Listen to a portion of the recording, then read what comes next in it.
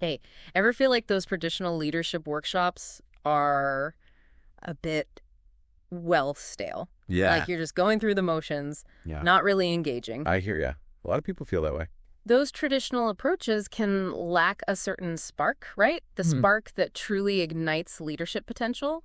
Well, get ready for a different kind of spark. Oh. Because today we're exploring a program that takes leadership development to the dance floor. The dance floor. Literally. It's called Dancing Leaders, and as the name suggests, it uses swing dance Swing dancing. as a unique tool to cultivate leadership skills. Interesting. You've got all the info right here from their website, and honestly, Yeah. I'm a bit skeptical, Okay. but also really curious.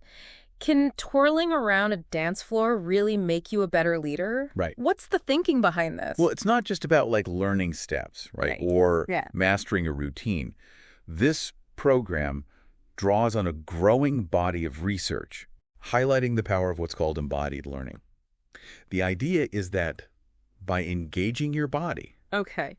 in the learning Yeah. process, you can unlock deeper levels Interesting. of understanding and retention. So instead of passively sitting in a lecture, you're actively participating, right? Right. In an experience that engages your mind and body simultaneously. Yes. Yeah. Think about it. Yeah. When was the last time you really learned something new while just sitting still? That's a good point.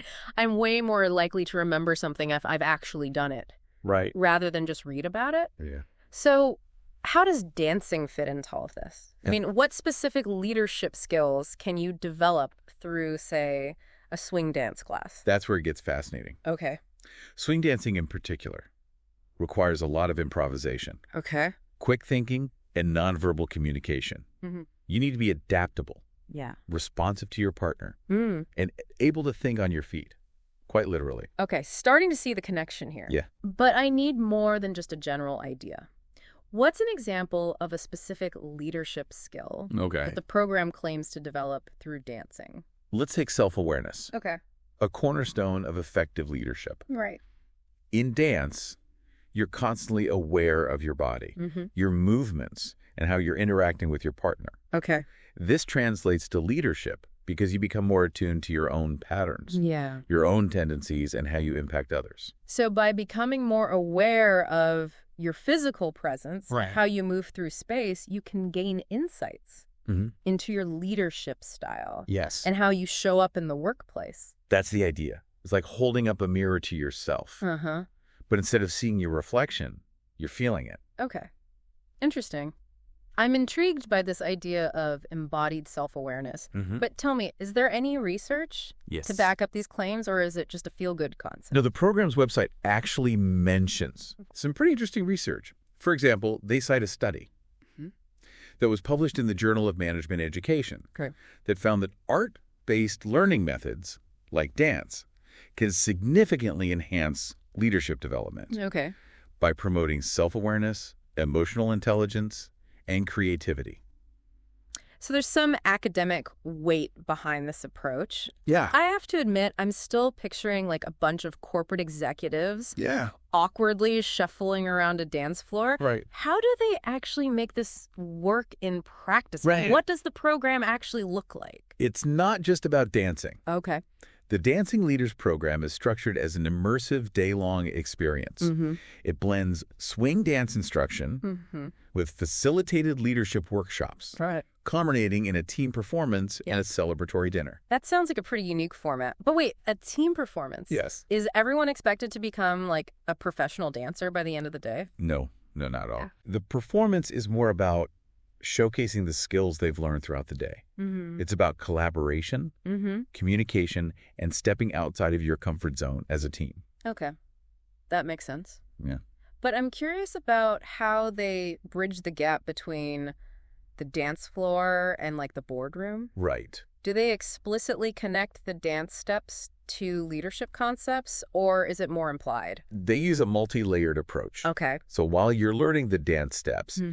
the facilitators are simultaneously drawing parallels to leadership challenges. Okay. For example, they might highlight how leading and following in a dance routine Mm-hmm. mirrors the dynamics of delegation and collaboration in a team setting. So they're weaving the leadership lessons directly into the dance experience. Yes. Clever. But let's be honest, there are tons of leadership development programs out there. Yeah. What makes this one stand out? What's the wow factor? One thing that caught my eye Yeah. was the use of real-time scribes during the sessions. Real-time scribes. What are those? They have trained professionals who observe the participants Okay. throughout the day, Yeah. noting any unconscious blockers Oh.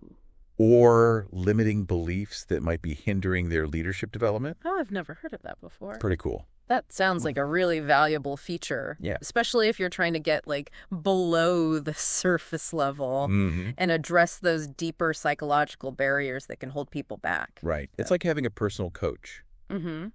who's specifically attuned to the subtle ways. Right. You might be sabotaging your own growth, Okay. and they don't just observe. Yeah. They integrate those insights into the workshops, Mm-hmm. providing personalized feedback and guidance. Yeah, that's impressive. Yeah. It sounds like they're really committed to creating a personalized learning experience.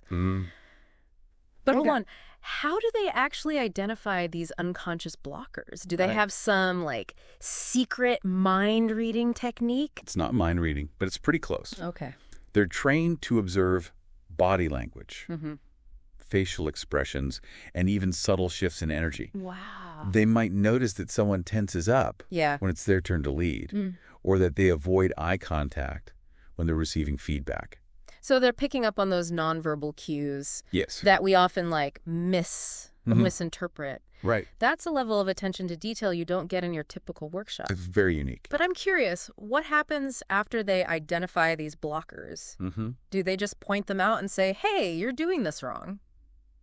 No, it's much more nuanced than that. Yeah. They might incorporate specific exercises or activities into the workshops Okay. to help participants become more aware of these patterns Okay. and develop strategies Yeah. for overcoming them. So it's not about judgment. No, It's about awareness and growth. exactly. And the fact that it's all happening in the context of dance creates a safe and playful environment Right. for exploring these potentially sensitive issues. Yeah, I can see how that would make a difference. When you're learning a new dance step, it's okay to stumble, right? You're not expected to be perfect. Right. Maybe that same mindset can translate to personal growth and leadership development. That's one of the key principles of the program, Okay. embracing a growth mindset. Mm-hmm. It's about recognizing that mistakes are opportunities for learning Yeah. and that vulnerability is essential for building trust and connection. So it sounds like they're creating a space where people can kind of let go of their inhibitions and truly be themselves, Yes. both on the dance floor and in the workplace. It's the beauty of it. Yeah. They're using dance as a metaphor for life, Mm-hmm. a way to explore the challenges and opportunities of leadership Mm-hmm. in a fun, engaging, and transformative way. I have to admit, I'm starting to get the appeal. Okay. But you know me, I always need more evidence. Right. What are people saying about this program? Are there any testimonials on the website that really captured your attention? Actually, there's one that really stood out to me. Okay. It's from a CEO A CEO? who, let's be honest, Yeah, probably wouldn't be the first person you'd imagine you're right about that.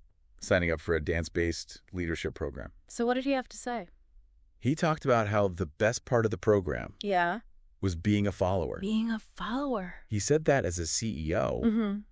he rarely gets the opportunity to let go of control Yeah. and just trust someone else to lead. Interesting. And he found that experience to be incredibly liberating and insightful. That's a powerful statement. It is. It speaks to the idea that leadership isn't just about being in charge all the time. Right. It's also about knowing when to step back. Trust your team and allow others to shine. Exactly. And by experiencing that dynamic physically through dance, Mhm. he gained a whole new level of understanding and appreciation for the importance of followership. You've definitely piqued my interest. But before we get too swept away by the testimonials, let's dig a little deeper into the science behind this program. Okay.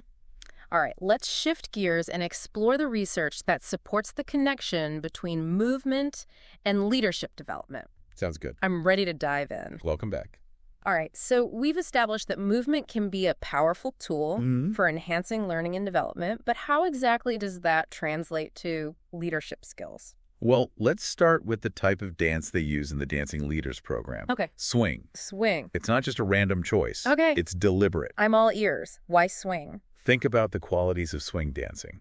It's energetic, playful, and highly improvisational. Okay. It requires constant communication between partners, both verbal and nonverbal, Right. and a willingness to adapt to the music and each other's movements. Yeah. I can see how those qualities might be relevant in a fast-paced work environment. Right. You need to be able to think on your feet, respond to unexpected changes, Yeah. communicate effectively with your team. Exactly. And swing dancing provides a safe and enjoyable space to practice those skills. You're encouraged to experiment, to make mistakes, and to learn from those missteps. Yeah.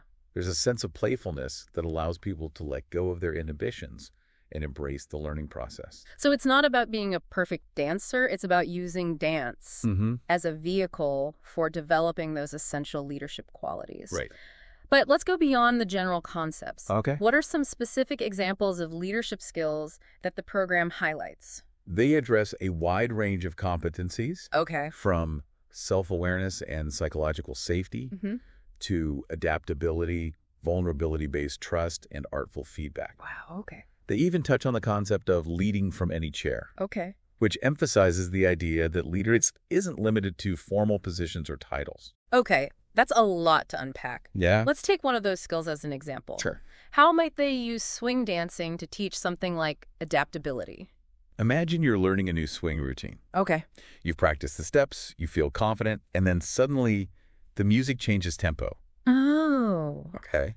What do you do? Well, you can't just keep doing the same steps. You have to adapt, right? Right. Adjust your rhythm, maybe even improvise a bit to keep up with the music. Exactly. And that's a great metaphor for leadership. Mm-hmm.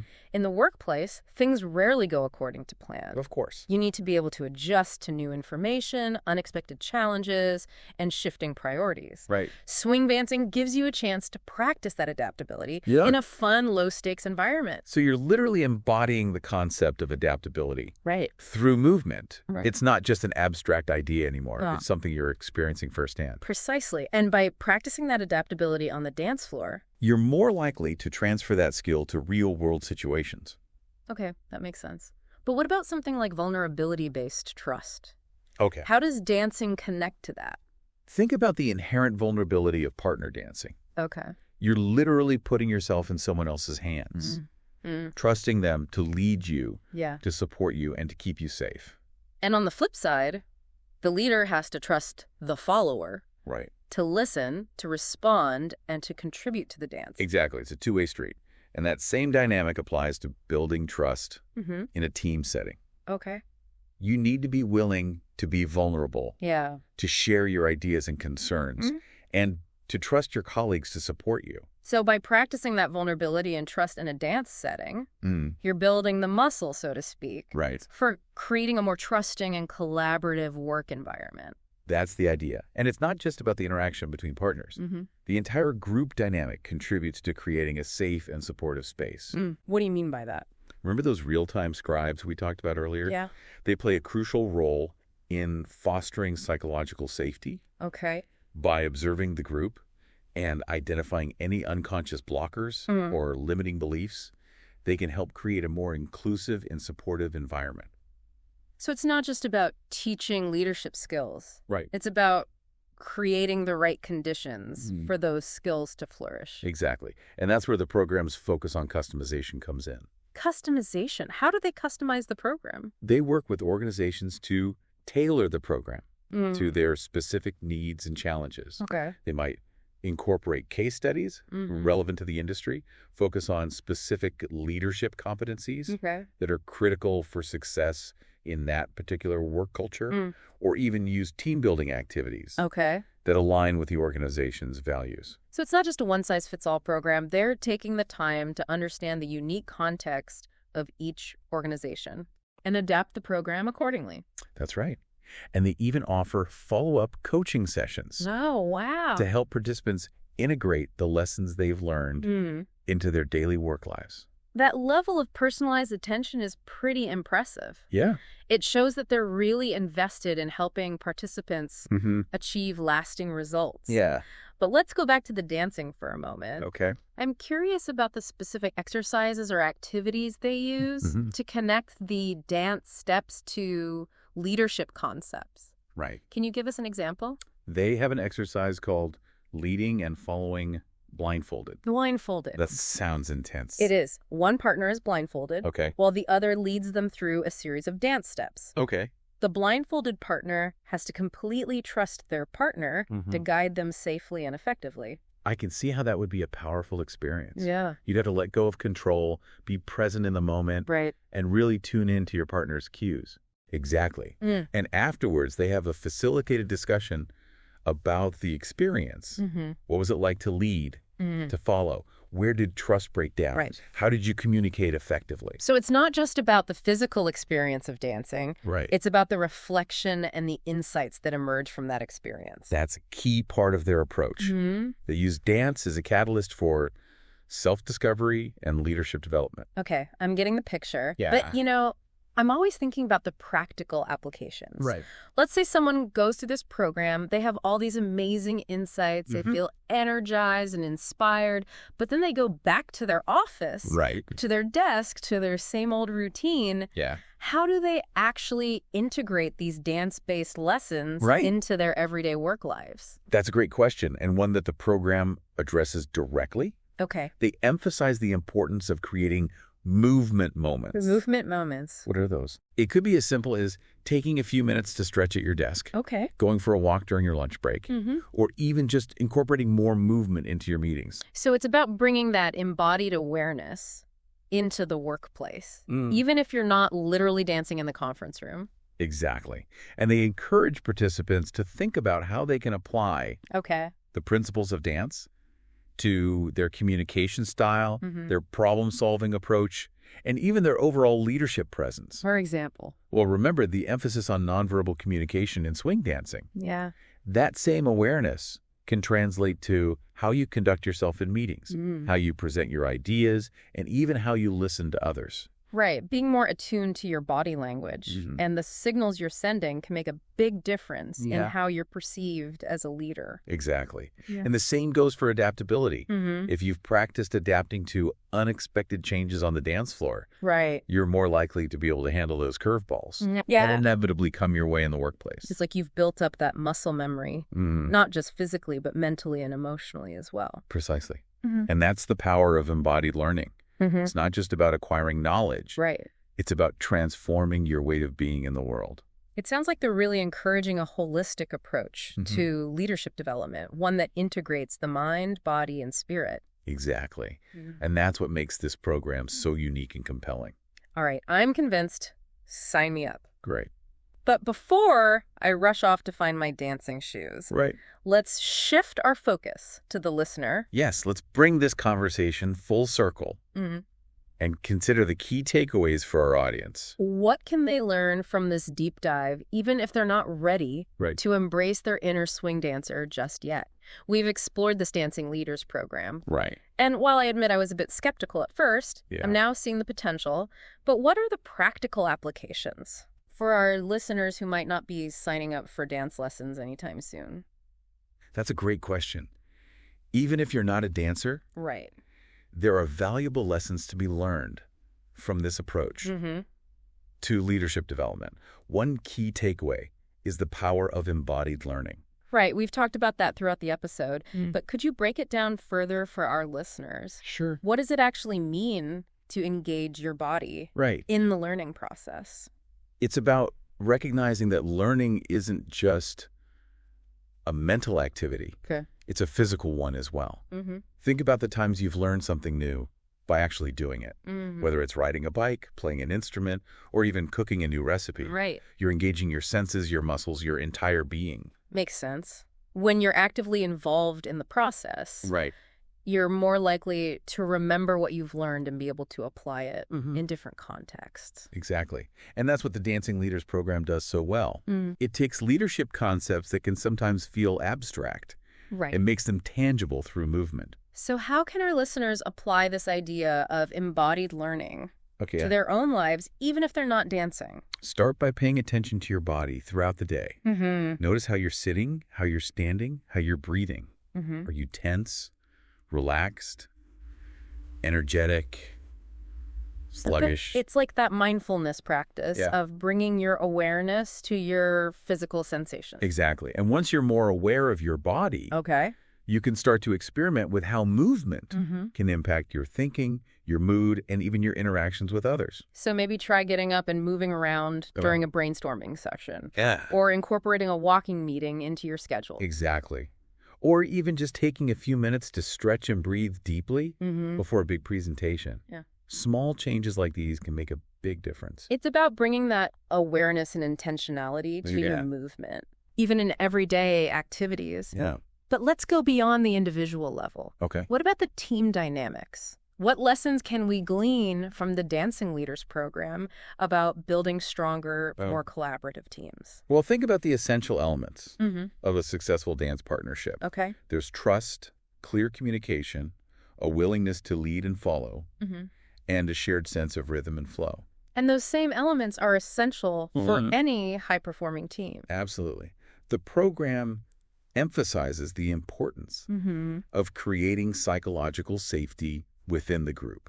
Okay. A space where people feel comfortable taking risks, sharing their ideas, and being vulnerable with each other. And they achieve that through dance. In part, yes.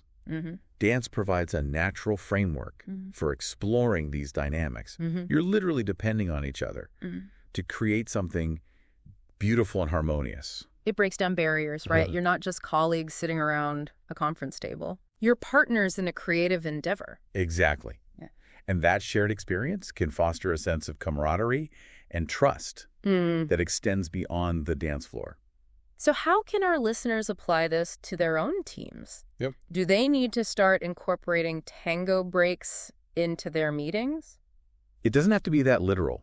Okay. The key is to create opportunities for team members to connect with each other on a more human level, Right. to build relationships based on trust and mutual respect. Maybe try incorporating team-building activities Right. that encourage collaboration and communication. Yes. Or simply create a space where people feel comfortable Right. sharing their ideas and perspectives without fear of judgment. Exactly. It's about fostering that sense of psychological safety that allows people to bring their whole selves to work. And when people feel safe and supported, Right. they're more likely to be engaged, productive, and innovative. Precisely. And that's what ultimately leads to success, both on the dance floor and in the workplace. So even if our listeners never set foot in a dance studio, they can still benefit from the principles Yeah. of the Dancing Leaders program. Absolutely. It's about embracing a growth mindset, fostering trust and connection, and approaching leadership with creativity and playfulness. Those are valuable insights that can be applied in any context, Right. whether you're leading a team, building a business, or simply navigating the complexities of everyday life. Well said. Well, I think we've covered a lot of ground today. We have. We've explored the innovative approach of the Dancing Leaders program, delved into the research behind embodied learning, and discussed practical applications for our listeners. And hopefully sparked some curiosity and inspiration along the way. Absolutely. So to our listeners, we encourage you Yes. to step outside of your comfort zone, embrace new experiences, and explore the possibilities of leadership beyond the boardroom. Right. Who knows? You might just find that the key to unlocking your full potential lies in the rhythm of your own unique dance. It's true. Until next time, keep learning, keep growing, and keep dancing through life. Thank you for listening.